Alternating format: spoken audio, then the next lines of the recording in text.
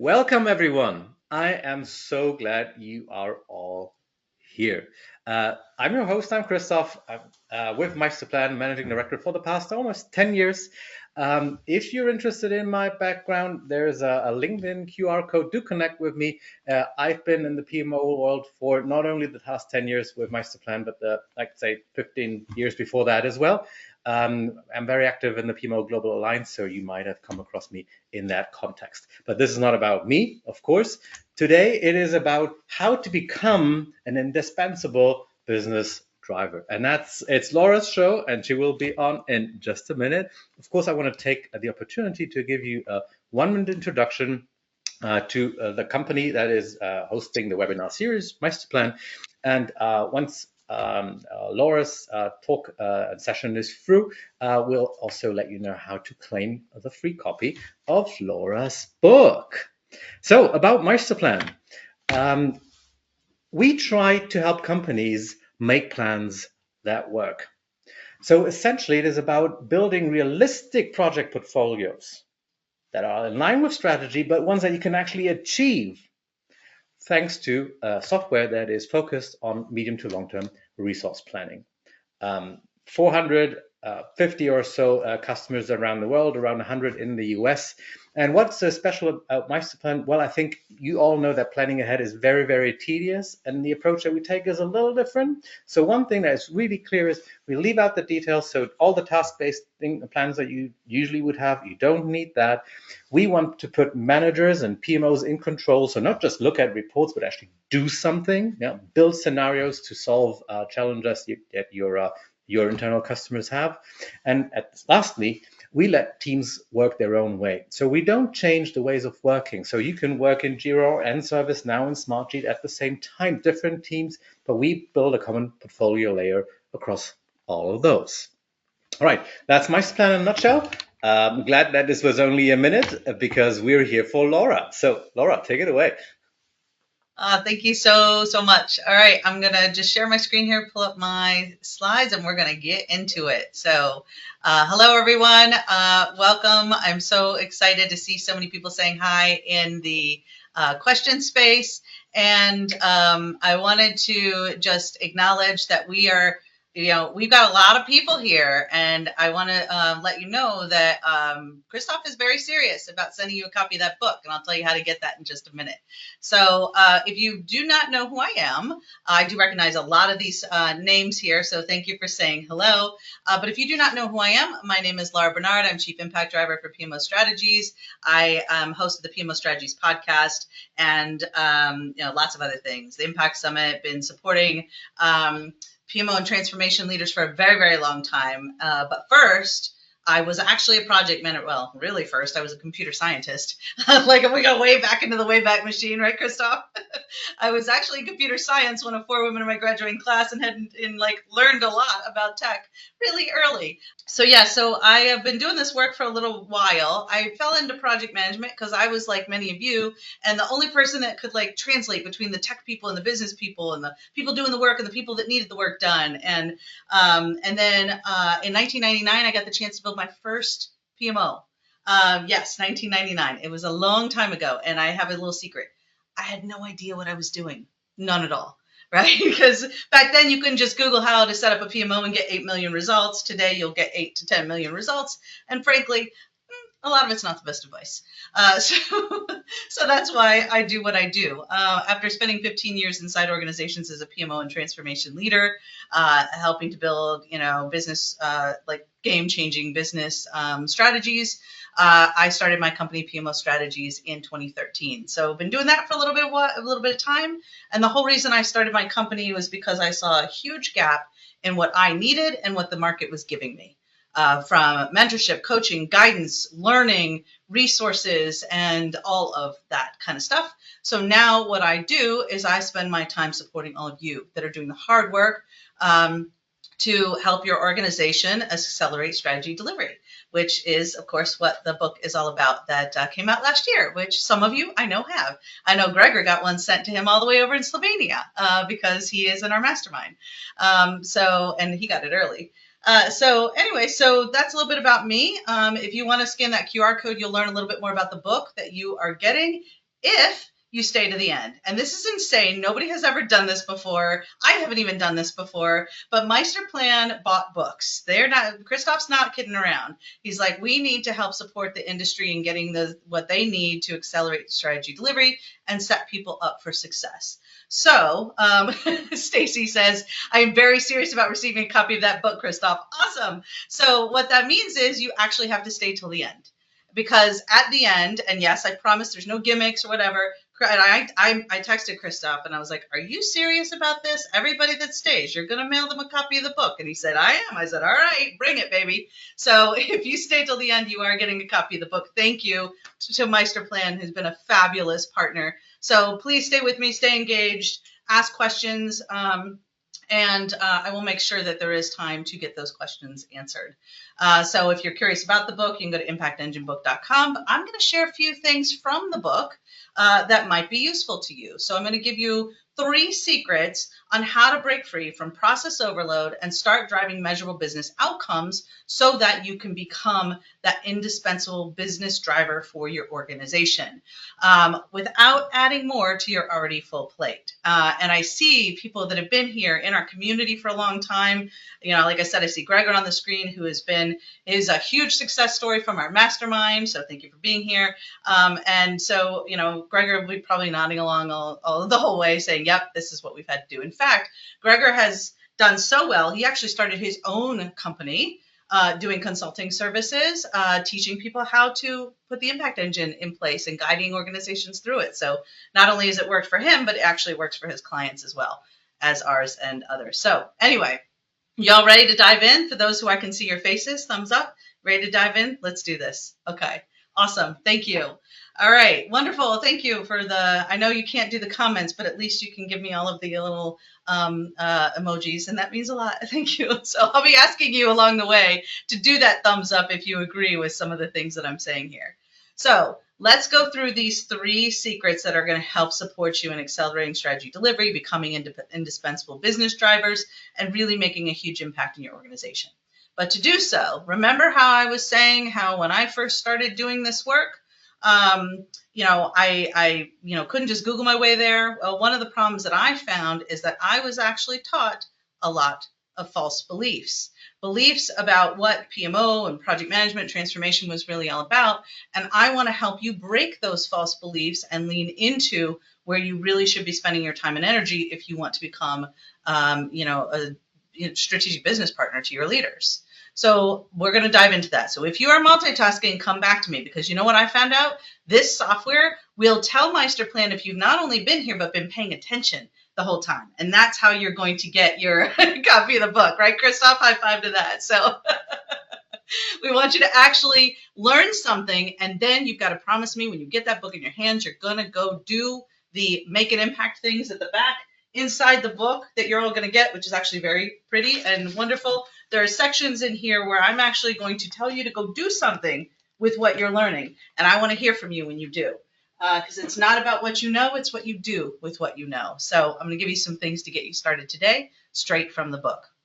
All right, so false belief number 1 is if we focus on perfecting our templates and our tools and our process, we will be seen as valuable.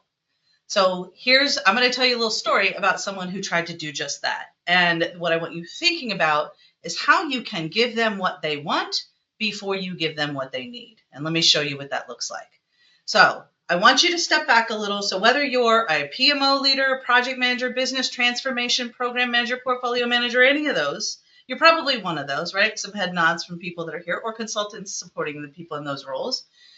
I want you to step up and out a little bit and look at what your organization's problems are that they're trying to solve, okay? Every organization is trying to achieve its mission and its vision, its goals for what it wants to do. Well, that is the strategy. So every organization has a vision and goals, and the path to reaching these goals is the strategy. So think of the strategy as the chess queen, the most powerful piece on the board, deciding the direction and the priorities for the organization.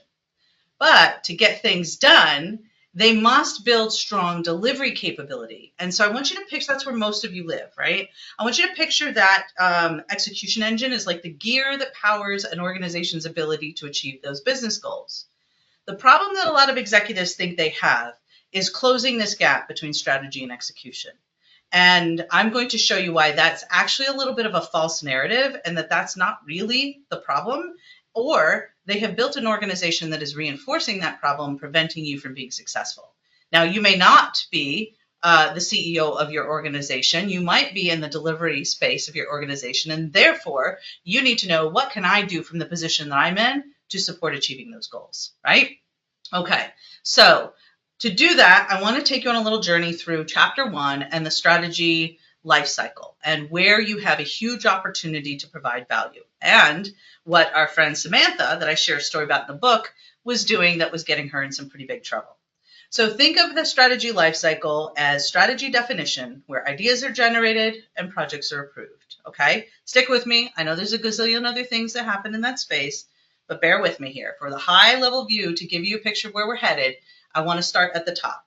So we have strategy definition. That's where your strategy people mostly hang out, right? Then there's strategy execution, and that's where we have planning and delivery. Regardless of your implementation approach, I don't care if you're doing waterfall, agile, water scrumfall, or any other combination of delivery mechanism, it's all somewhere. You got to plan, then you got to deliver, right? Can we agree on that? Right? I love being able to see your faces. We can agree we got to plan and we got to deliver. Your implementation approach aside, I hope, no matter what you're using, that you're actually planning before you deliver. So we have this planning and delivery cycle that happens here, and that's where most of you spend your time. But then there's this other place called strategy realization. And that's often after the projects are over and we have benefits that we're measuring. But the problem is in that space, we might be measuring the benefits and the value. We might be measuring the benefits, but many of us aren't actually to a point where we're measuring the value. The perceived gap is over here in the strategy definition, strategy execution space. But I'm going to show you why it's actually, maybe there's a gap there, but there are others, and we need to help you figure out how you can close them. So I want to tell you a little bit about Samantha. So when Samantha started her first time, she was a project manager for many years, but she started her first time in a role as a PMO leader. And she was so super excited because she was being given the opportunity to step into this role. And so she started asking questions. And she went to the strategy people, the executives, and said, okay, what's your problem? And what can I do to help? And she made a fatal mistake of saying, what should the PMO do for you? Never ask that. Ever, ever, ever, ever, ever, ever. You know why? Because they don't know. They don't know. And the worst thing that was going to happen is they're going to make it up so they don't look foolish. They don't have the answer to that. But so there's different questions we need to ask. And I'm going to help you learn how to get the answers to the right questions when I share one of the secrets in a bit. But first, let's go back to Samantha. So Samantha's in this role, and her executives are saying, projects are taking too long and costing too much. If you've ever heard that, get those emojis flying, because I want to know if you've ever heard that. Yeah, projects are taking too long and costing too much. That never happens, right? That's never a problem, right? Okay, so everyone's got that problem, it looks like, everybody here. Got it. So projects are taking too long and costing too much. Great. So what do you think Samantha did? She did exactly what she has always been taught to do from the templates and the process and the stuff that she was told that is how to show value as a project person. She started training project staff, training non-project staff, creating process, building templates, implementing tools, doing exactly what a good project manager is taught that they should do, because she Googled her way there, right? So she's creating all these templates and tools and process, and she's trying to roll them out. And guess what happened? Well, her stakeholders started complaining, actually quite a bit, that we're still not seeing results, and now everything's taking even longer. And I don't want to follow that process, so I'm going to run away whenever I see Samantha coming with that template binder, right? And so she's like chasing people down, trying to get support, and started complaining to her boss, nobody gets the value we're bringing to the table, right? Nobody gets the value. This stinks. I'm not, nobody's listening to me. Everyone's running in the other direction. Why don't they understand that I'm just here to help, right? Many of you have probably felt that way. And so what happened is that her boss started getting angry, saying, you better go fix this. And so what do you think she did?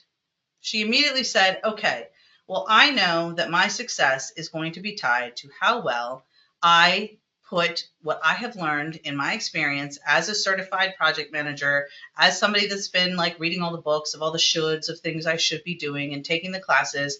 And she started throwing more templates, more tools, and more process. I know your problem. I know the medicine you need to take. It's just because you don't have this process or this tool. Hey, why don't we get a software tool in place? And I know you need software. We're here because of MeisterPlan. But it's about what you use and when and how you implement it to make sure it's successful and that you're setting yourself and your teams up for success. But here's what was happening. As Samantha started throwing more templates and more tools and more process, nothing got better. And in fact, she actually started getting a lot of pressure from the technology organization because they started saying, you know what, we can do this better. Let's take this PMO away from Samantha. We're going to run it. We're going to do it better than she can. And by the way, let's go implement all of our tools. And everybody's going to follow our process. And it was about to start over again with the same thing. In fact, what was unfortunate is that as all this was going on, we later learned that CTO might have been setting her up for failure right from the start. Because he started saying all the things that he wanted and all the things that should be there and pointing out every flaw in everything that she was doing. And she's just like, I'm doing everything that I was taught. You all have a bad process. Let me go fix that, right? And it's not that she was wrong, but what happens is if you do it that way, you're not actually going to solve the problem you're trying to solve. Because what happened for her, and probably has happened for many of you, so let's see those emojis flying. If any of this sounds familiar, well, everything was still a number one priority. Yep, I know that's like all of you, right? Thumbs up start coming in. Everything is still number one priority.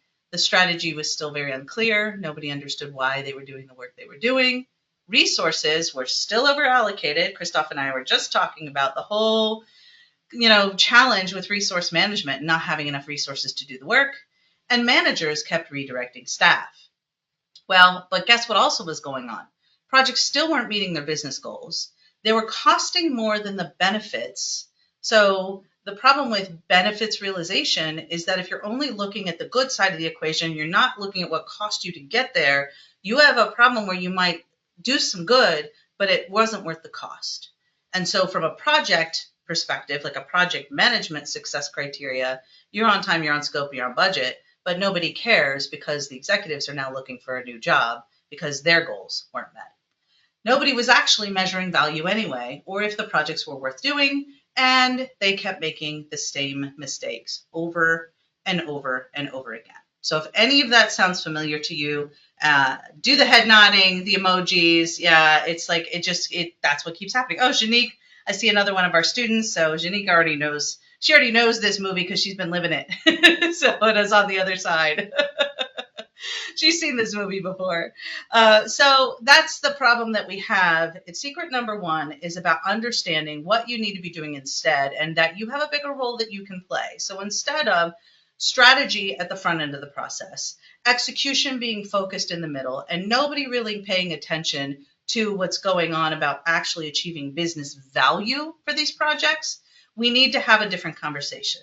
Instead of thinking of strategy and execution as two separate parts of the organization and allowing for projects to be just thrown over the fence after they've already been set up for failure, and I'll show you why, we need to look at not just this gap between strategy and execution, but how we can reorganize how we do the work we do to create what we call an impact engine. And you will learn about when you get your copy of the book.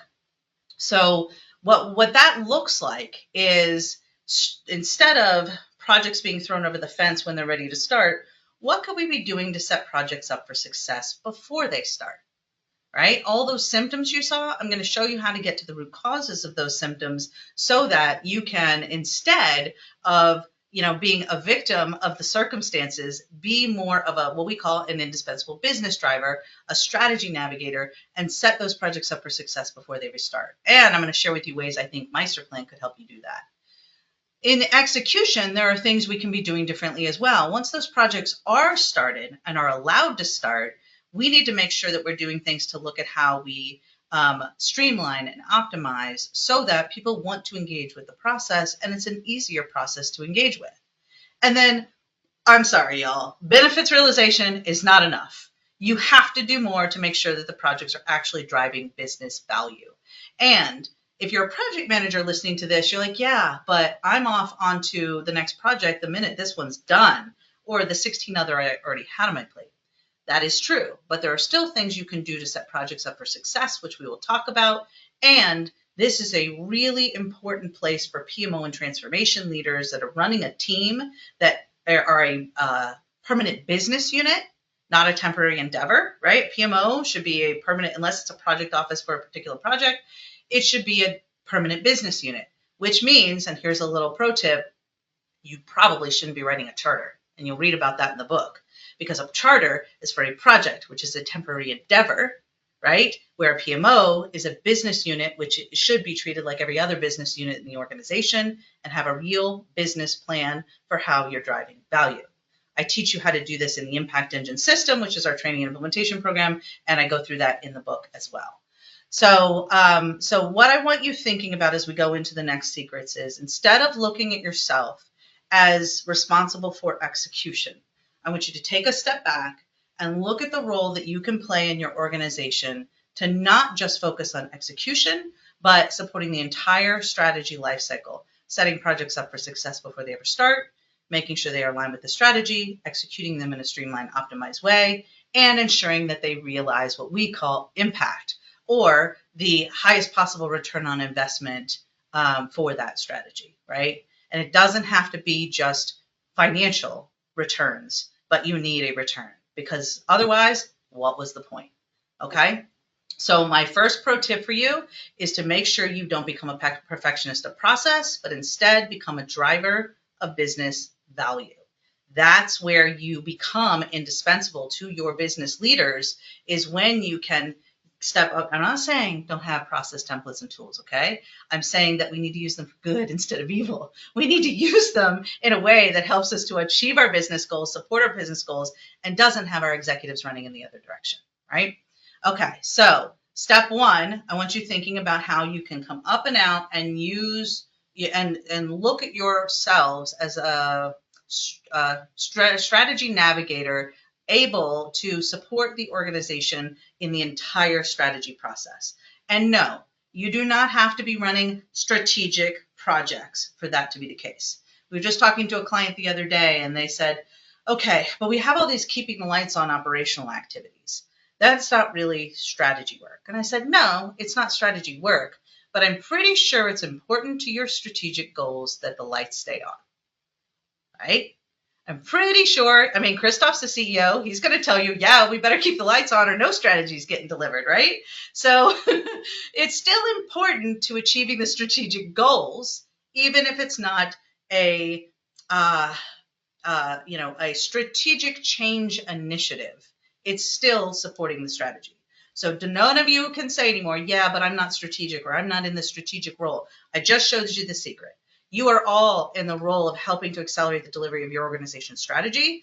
You have to just get up and out of focusing solely on execution and figuring and looking at the whole strategy lifecycle. And now I'm going to show you Success Secret 2 on how you can actually position yourself to be able to do this. Okay. False belief number 2 that we have to break. We are already so overwhelmed, Laura, and now you're making me more overwhelmed, because now you're telling me this whole new approach and a whole different way I need to think and do the work that I'm trying to do, and I don't got time for that, right? Anyone feeling that way right now? It's okay. You can head nod. It's okay. Like, thank you. Thank you for the head nods. I get it. I see you. I feel you. And that's not what this is about. This isn't about adding more to your work. It's about making sure that busy doesn't get in the way of productive, and that you don't let the busy take over for you and for your organization, okay? It's about solving the right problems and fewer of them, so that you can actually achieve these goals while you're doing less work. And that's not some gimmicky thing, but problem that most people have. I'm going to show you exactly what keeps happening. So remember how we were talking about, you want to be supporting the entire strategy lifecycle, right? Okay, what can you do in strategy definition, execution, and realization to support, being that strategy navigator? So what often happens what happened to Samantha is that she went into this role, And she was really focused on collecting all the inputs from her stakeholders of all the pain points they had. And then she jumped immediately to solving them. And that was her mistake. She shouldn't have been trying to solve all the problems. She should have been trying to solve the right problems the right way. And to do that, you have to get to the root cause. And I'll show you what that looks like. Okay? So you're going to want to get those emojis flying and the head nods going as you see some of this, because I know this is going to resonate with you. One of the secrets I will share with you in this book is how to get to the root cause and make sure that you're solving the right problem quickly. So to do that, I'm going to take you on that projects take too long and cost too much journey. Remember that we were just talking about? Projects taking too long and costing too much. Everybody had that problem, right? So what do we normally do when projects are taking too long and costing too much? What is the first thing we start to do? Most people do what Samantha did. Let's put some process in place. Let's train our people. Let's put some good tools in place. Got it. And I'm going to challenge you to instead ask why. Why is that happening? The first thing you'll probably hear is that it's all the project manager's fault, right? They're the ones that are causing the problem. It must be their fault. Anyone get that? Project managers, it's always their fault, right? Yeah, sometimes. Okay, so let's say that might be the problem. Let's go talk to those project managers and see what they have to say. So when you go talk to the project managers, what do they say? Well, it's not my fault. It's actually because my team members are all behind. My team members are always behind. They're always causing so many problems. I can't ever get my stuff done because they're not getting their jobs done, right? Does that sound familiar for anybody? Okay, so let's say that we go then talk to the project managers and they say, go talk to the team members. Well, let's go talk to those team members. They're going to tell you, well, that's all fine and everything, but I keep getting new stuff added to my plate, so I never have enough time to finish what you've already given me, and I'm going to the squeaky wheel. Who's the squeaky wheel? That's who I'm going to pay attention to. Any of you feel like that? Or you hear that, right? I'm going to go with whoever is the squeaky wheel and, complaining the loudest. Well, that's no way to manage a portfolio of work, right? That's not going to get you the right results because they're just going with whoever's the loudest, not who actually could be solving the problem. Or whose problems they should be solving, sorry. So let's say, why does that happen? Well, why does that happen? Projects keep getting added to their plate. Well, maybe it's because we have more projects than staff to do them. This is where most of you will go to your leaders and say, we have a resource management problem. We need to hire more resources. Sound familiar? Who does that? Anyone do that? Yep, exactly. So most of you feel like you have a resource problem. You don't have enough resources. I'm going to argue that actually what's going on is you have leaders trying to shove 10 pounds of projects in a 5-pound bag. Think about that. You have the resources you have. What you have is leaders that have what we call, and you'll read about in the book, called Thanksgiving eyes, which means you have a lot of things you want to pile onto your plate. In the U.S., we have Thanksgiving, a holiday, but this could be for any holiday. I just know that we used to have these huge plates that I would pull out whenever we would have everyone over for Thanksgiving, and they pile so much on the plate, and nobody can get anything done. The problem might not be that you don't have enough resources. It might be that the priorities keep changing, more things keep getting added to the plate, and there's no control on the front end of supporting that you actually are working on the right things, right? So the pet projects that come in, the resources that are pulled to work on whatever's going on in that functional manager's area, everybody's being spread too thin. And what you have is a case of, everybody's getting those subject matter experts you have on your projects, like the key critical ones that there's so few of and maybe only have one or two and they're getting spread. Well, the problem is when they're on 16 different projects, you each are getting 1/16 of a critical resource on your project and you don't have enough of what you need to get the job done, right? So the problem we have is maybe it's not about the number of resources. We might have a clue here in shifting in unclear priorities, because you can have 1,000 projects on people's plates. But if you know which ones to work on first, then it really doesn't matter how many projects are on the plate. and you work with the resources you have. So maybe what's really going on is you have a portfolio prioritization problem. You have a portfolio management problem.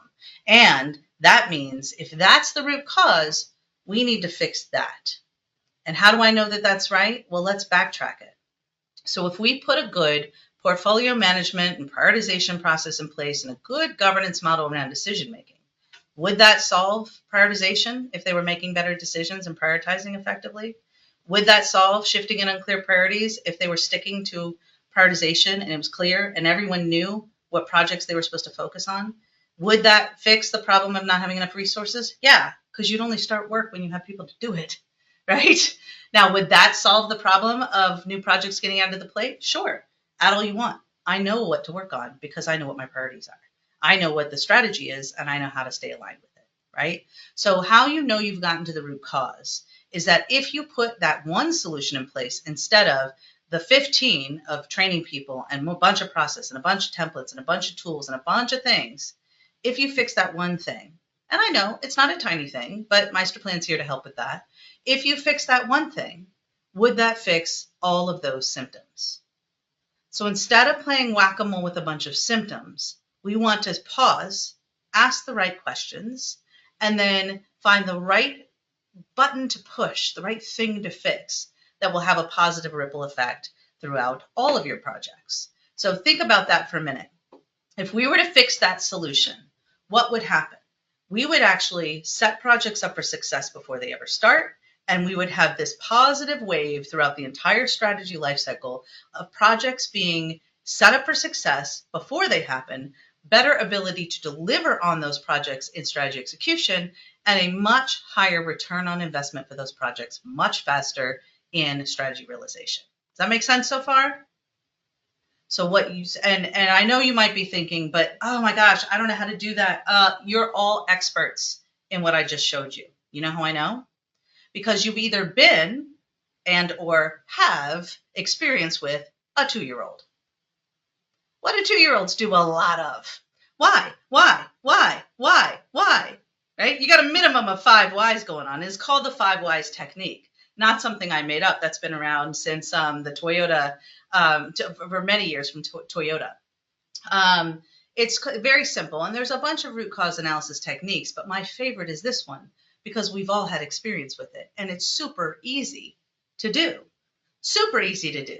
You just have to know what questions to ask, why, easy, and who to ask. Well, you know, because everybody's blaming somebody else. So it's super easy to find the right, just keep asking questions till you find it.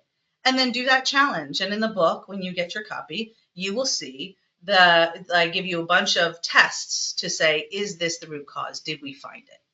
And then what happens is you're not actually fixing a whole bunch of symptoms. You're not running around your organization playing whack-a-mole in a bunch of symptoms. You're getting to the root causes and fixing far fewer things with much more measurable, visible results faster. Does that make sense? Okay, so that's secret number 2, and you're going to learn about that in detail, and I'm going to give you action steps to take in the book to apply it. Okay, so that's number 2. And we have one more I want to walk you through before we go to questions. All right? So when you fix that root cause, a positive ripple effect happens. But there's one more false belief we need to break. Okay? And that is that you don't have the authority to do it. That's the one thing that I hear from people is, yeah, this all sounds great, but my executives won't give me the time of day. I don't have enough influence as a project manager, as a PMO leader. I'm buried in the organization. And I want to pause and ask you to, first of all, stop that nonsense, right? You don't actually need formal authority to do any of this. And in fact, I was just messaging back and forth with a mentor I had from probably 18 years ago. And I've talked to over the years people that I worked with earlier in my career. Actually, I did a workshop in January, and a colleague of mine that I knew more than 20 years ago happened to join and is now following our work, right? And what I found in common with all of them, so when I talked to this mentor, I was like, yeah, this is what I'm doing in my career now. And she had given me all this great advice and support. And she's like, I'm not surprised at all. And she said, because you always you were never afraid to ask questions. You were never afraid to challenge, and you were never afraid to treat us like your equal so that we could have a good business conversation about the problems I was trying to solve. So when I was low in the organization, and I remember my very first job, actually my second job in computer science, I was working for this company, and I remember the director. I was at his desk asking a bunch of questions, and I was, my early 20s. I was just out of college, and I was saying, well, why is this happening? And why is that happening? And what about this? And what about this? And he said, Laura, I love how you are always asking me questions, and you are always challenging, to us, not in a negative way, but like challenging the status quo. And he said, my advice to you is keep asking those questions for your entire career. His name was Troy. I'll never forget him. Keep asking questions your whole career, but also be prepared to have good answers yourself, because someone's going to start asking you these questions as you move up, and you need to be able to understand and be able to communicate to your business leaders in a way that they are going to recognize, appreciate, and respect. Right? So that was one of the very first jobs I ever had. So if nobody has said that to you yet in your career, and you're feeling like, yeah, but I'm not in this role, if that yeah, but monster has crawled up under your shoulders and asked you that question, Christoph, you can give it. I'm sure you feel the same way. You love when people just treat you like a human and just have a conversation with you and say, hey, I am always saying I've always been this way. So this isn't something new, or just, yeah, you're running your own company now, or yeah, you're a consultant, or whatever. No, I've always been this way. I don't care who you are. If you have a problem and I want to help you solve it, I am going to meet you where you are and take you through a process that's going to support you getting what you need. And you're just a human, right? We're all fallible. We all make mistakes. We're all imperfect. And I think you will find that they will respect you more for doing so.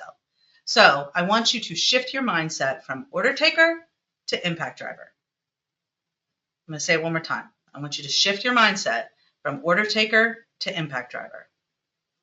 And I'm going to show you what that means. I had a little fun with AI and said, create an impact driver mindset for superhero business leaders. So I wanted to throw that in here just because this is what it came up with. How cool is that? Any of you feel like that on your good days, right? You're superheroes, right? Well, this is what it means to be a superhero, and this impact driver superhero, and this is chapter 2. And you will see this when you get the book and start reading it. And you will see these techniques woven throughout the entire strategy lifecycle, the entire book, and how the impact driver mindset is all about how the things I'm teaching you to do should be done in a way that makes you become what we call the strategy navigator, or an indispensable business leader in your organization. Okay? I'm going to give you a few examples on where in the strategy lifecycle you could do some of the things I'm talking about. And then I will take some questions, and I want you thinking about this all in the context of where and how Meisterplan can help you as well. So if you are already a client of Meisterplan, then great, you're ahead of the game. You can go ask your team at Meisterplan, help me do this, help us implement these things with the software. And if you're not, and you're looking for a solution, this could be a good place to start. Christoph is a personal friend, and we met not in the context of a partnership or software relationship, but truly because we believe in supporting this community in a way that helps you all achieve your goals, right? And so our friendship blossomed into then a partnership, because he said, hey, I want to help you and your people, and I need you to help me and my people support getting what we're all trying to do is help organizations accelerate the delivery of their strategy in a way that drives the highest possible return on investment as quickly as possible. And why that is so important for all of us is because when you all are positioned for success, the world changes, right? When you all are able to do the changes you're able to do in your organizations, and when you're positioned as a strategy navigator supporting the delivery of an organization strategy, we can do some really big things in the world. And that's what the word impact means to me, and what I truly believe all of you are capable of. So what do we do here in each of these stages to deliver on that?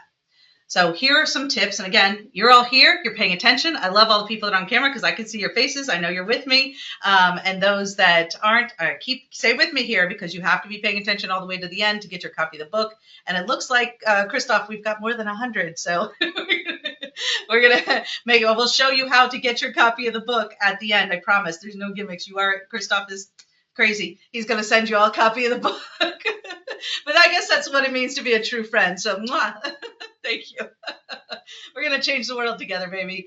So here's some things you can do in each part of the strategy lifecycle to support that mindset shift and places you can play a bigger role. Okay, so take some notes here. So in the beginning of the strategy process, many of the problems that happen are happening before those projects start. So what could you do to set projects up for success better? Well, one, they shouldn't start until you're clear on how they're achieving the business goals for the organization.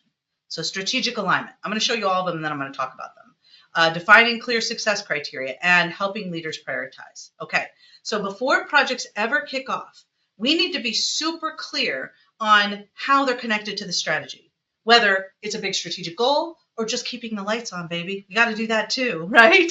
So why are we doing what we're doing? This is where a lot of problems happen, is that, Harvard Business Review did a study that said 95% of the typical workforce does not understand their company's strategy. 95%.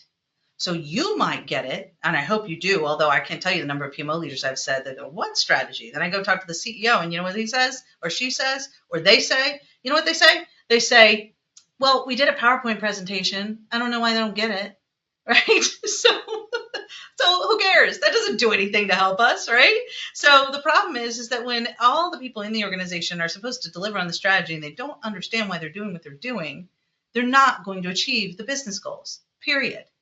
They're not, right? So what can you all do? Whether you're project manager, portfolio manager, PMO leader, you've got to make sure that the why is clear for everybody that's doing the work they're doing, right? And that needs to carry through into the strategy execution space, right? We have to make sure that when the strategy is being delivered, you still have those strategy people coming to the conversations with the team and saying, guess what?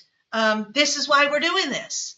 Right? Because when they're in the day-to-day of doing their doing, they're focused on outputs and deliverables and not outcomes and impact. And your job is to help them see that. Well, how do you do that? That is the second one on here, creating clear success criteria. There are 3 things every business case should have. And no, it should not be 45 pages long. 3 things. What are we doing? Why are we doing it? And what does success look like? If you can get those 3 questions answered, everybody will be in alignment. That's how you set projects up for success. So if you're in a PMO position, create that template. That's how you use, templates and process and tools for good, right? You create that template, you answer those 3 questions, and you coach your leaders on how to build success criteria that is measurable so that you can measure outcomes. Okay? The third thing you need to do is perform relentlessly, which means you have to help your leaders prioritize, which means you need a clear portfolio. This is where Meisterplan can come in, helping you with the success criteria, with a clear portfolio, with alignment to the organization's goals. These are 3 really important places that you can provide value. And if you did nothing else, your projects would be so much more successful. Because when they're thrown over the fence, which you're not actually going to allow anymore anyway, but when they get to the strategy execution stage, they're going to be more successful because everyone's going to understand what they're doing and why they're doing it. So you've got to make sure everyone understands the why for everything that they're doing. And that you did that success criteria, you did that why, you did the what it is we're trying to accomplish. So now you're making sure everybody keeps that, and you get your sponsor to come to the meeting with the project team members and talk about it and let them geek out and get excited about their why, right? Because that's where you get the passion, the excitement, and the energy that inspires everybody else to align with that why. And then in the delivery of projects, you need to ask yourself this question. Is this process, tool, template, meeting, email, report accelerating our ability to achieve our business goals? And if it is not, you rethink it or you trash it. So much time is wasted on iteration and on wasted time. Oh, there's Rachel. Hey, I figured I was doing a webinar. Rachel's got to be here somewhere. So if you're doing something, make sure that what you're doing is driving those better business outcomes. Everything you do needs to be aligned with acceleration, streamlining it, optimizing. And when you talk about what you do, and you talk about, don't geek out on all your templates, tools, and process with the non-PM people, because they're going to be all stuck in your project manager-y language and their eyes are going to glaze over and they're going to have no idea what you're talking about, right? So we want to make sure that when you're having these conversations, you're focused on that. What are we doing? Why are we doing it? And what does success look like? That's what your leaders want to see, and that's how you become a business driver for them, right? That's what it means to be an impact driver. And then you bring them with you through change. And you will see a ton of organizational change management in the book. So I'm not going to give away all the secrets because I want you to actually read the book and apply what you're learning. But I am going to tell you this. People are not resistant to change. And I know you think everybody in your, thumbs up if you think everybody in your organization is resistant to change, if that's been your experience. All right. Yep. Nope, you're wrong. You know how I know? Here's how I know. I've met people. And you know what those people have done? Crazy things like gotten married, had children, changed jobs, tried a new restaurant, taken a different route to work. People are not resistant to change. They're resistant to having change done to them. So what you will learn about in the Impact Engine is how to bring people with you through the change process in a way that helps them come with you on the journey and want to get in the driver's seat to lead that change with you instead of having it feeling like it's being done to them. Okay? Now, in the strategy realization phase, this should be a lot easier because we've set our projects up for success. We're communicating the results we're driving. No more conversations only about on time, on scope, on budget. How about we have some conversations about return on investment, business value, impact, right? Those are the conversations that make you an indispensable business driver. Having the right conversations about results, not progress, right? In fact, we've had people that have come into our company that we've hired that we found out really weren't outcome focused and they don't last long. From the lowest paid people in our organization all the way up to me, everyone in our organization understands what it means to be an impact driver, and everyone understands that they are not here to create outputs. They are here to drive outcomes. We are trying to change the world, and we're doing it by supporting all of you. So that means the people that work in my organization better understand that outcomes are what they're driving toward, right? And that applies to every C-suite executive feels that way, even if they're not asking you the right questions. They might not be asking you those questions. They might not be asking you the questions they really want to know because they don't think you can answer them. And that's the next one, transform mindset. Think differently about what success means for you, for your team, for your organization, and have those conversations with your leaders so that you can step into that role that's focused more on driving the better business outcomes than simply just creating deliverables and outputs. That makes sense? So the goal is solve business problems, not just project problems. Okay? So your 3 takeaways from this conversation is don't become a perfection of process, instead become a driver of business value. Okay? Success secret number 2, busy gets in the way of productive, so don't let the busy take over. And success secret number 3, shift your mindset from order taker to impact driver. Okay? So those are your 3 takeaways. Head nods, thumbs up if you're going to go take action on some of this. All right. Awesome. Okay. So here's where we are now. We have a few minutes left. And if you're interested in learning more about what we do, you're going to get the book. That scan code will take you to the website where you can learn more about the book you're going to get. And that is a picture of the PMO Strategies podcast if you like to listen. You also can actually come to us and get the audiobook. I always get the authors I love. I get the audiobook and then I read the paper book, and I sometimes have the author read it to me, story time, bedtime stories. So you can get the audiobook from us or Audible or other places online. But I want to make sure we get to some Q&A, and then before we wrap up, we're going to tell you how to claim your free copy, hardcover copy. And there's 144 people here, Christoph. So yeah, there we go. Beautiful. So, Laura, that is great stuff. That is so fantastic. And I remember when we first met in Denver, it was just as you said, this is us connecting like that. Yeah. Thank you so much. We sat and talked and just found out that we had a love for this community. So anyway, thank you. Yep. And there are, as we only have a couple of minutes left, there have been so many questions. So I'll try to distill 1 or 2 points from what I've seen in the questions. And those are difficult ones. Yeah. One is around, what if the leaders that you are trying to deliver the business value for are not aligned amongst themselves? If people have varying agendas and they sometimes circumvent like the process, the portfolio process that you have, Yeah. or they would just go to the one portfolio or project manager that would actually get them their stuff done. Yeah. Hmm. So if it's not, if it's quote unquote the problem is with them, I'm not sure whether that's an appropriate thing to say, but Yeah. Yeah. go Yeah. through that. So, Christoph, as you know, I spend a lot of time telling C-suite executives it's their fault. So, not with you personally, but you've seen, like we've talked about, how I have those conversations all the time. So I get it. The problem is with most of them. What we found when we go in and do like that root cause analysis, and we show the executives like here's the real problems, and sometimes it's them, and what we find is that they'll say things like, "I had no idea how much pain I was causing in my organization." So the secret is, and you'll all get this in the book, so you'll get techniques specifically on how to do this for your particular scenario. But what I have found to be true is that they don't know the implications of their actions. And they don't realize the negative ripple effect, the consequences to their behavior.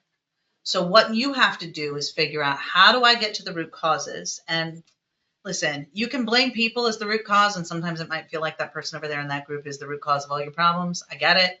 But we might want to be productive and actually get to the result. We have to rethink it a little and figure out, how might we find the system that is broken instead of the person? And where do we need a better system that can solve this problem? And show our leaders the negative effect. Like, you think your problem is your projects are taking too long, costing too much? Well, let me show you what's actually costing that. They don't know that they've spread people so thinly that if you get 1/16 of a critical resource, and that's why no projects are moving.